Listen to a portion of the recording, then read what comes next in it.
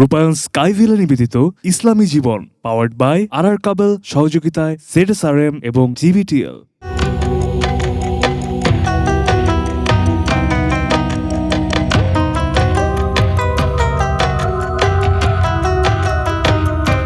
আসসালামু আলাইকুম ওয়া রাহমাতুল্লাহি ওয়া বারাকাতুহু।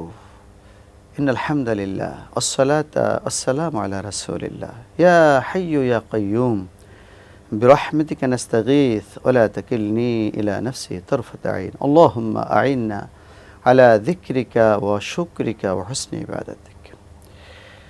প্রিয় দর্শক, কাছে এবং দূরে, বিশ্বজুড়ে যে যেখান থেকে আমাদেরকে দেখছেন, আপনাদের সকলকে স্বাগত জানাচ্ছি রূপায়ণ স্কাইভিলা নিবেদিত ইসলামী জীবন অনুষ্ঠানে, পাওয়ার্ড বাই আর কাবেল, সহযোগিতায় ZSRM এবং GBTL।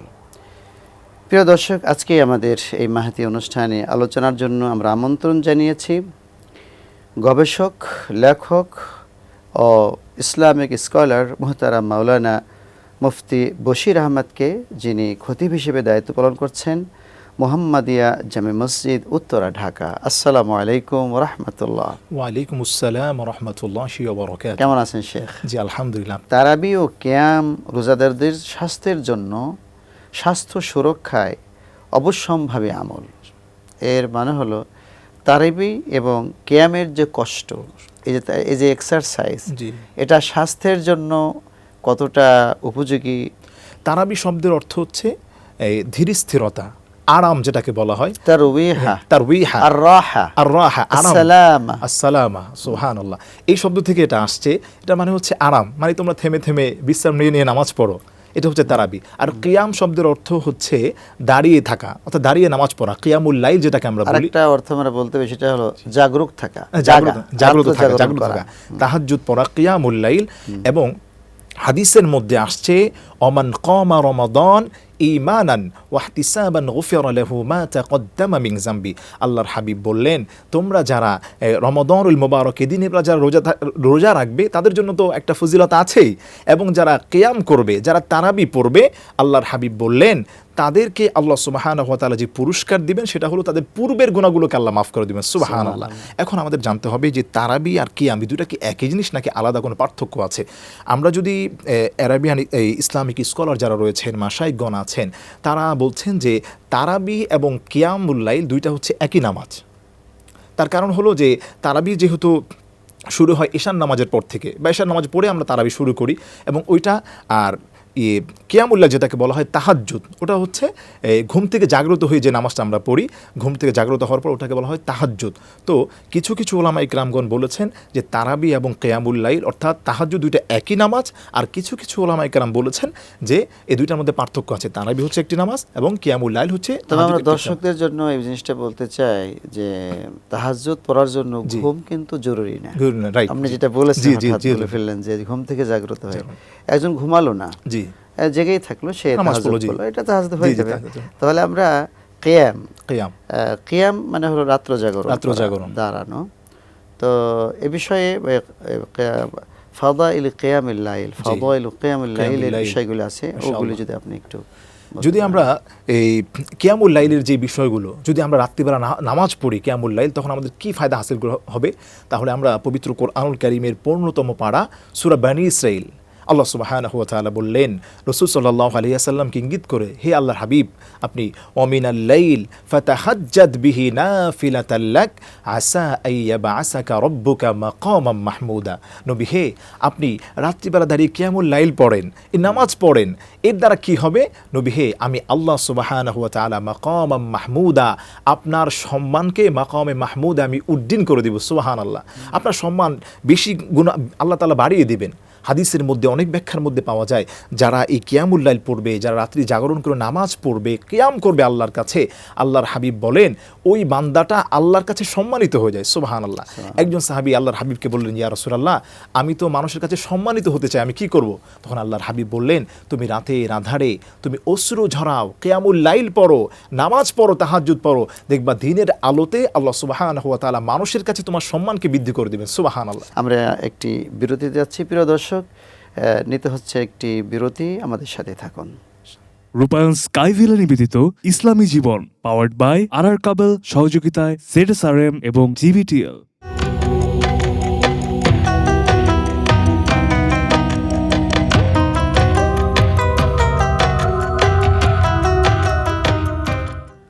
আসসালামু আলাইকুম রহমতুল্লাহি আবরাকাতুহ। প্রিয় দর্শক শ্রোতা, আবারও স্বাগত জানাচ্ছি রূপায়ণ স্কাই ভিলা নিবেদিত ইসলামী জীবন অনুষ্ঠানে।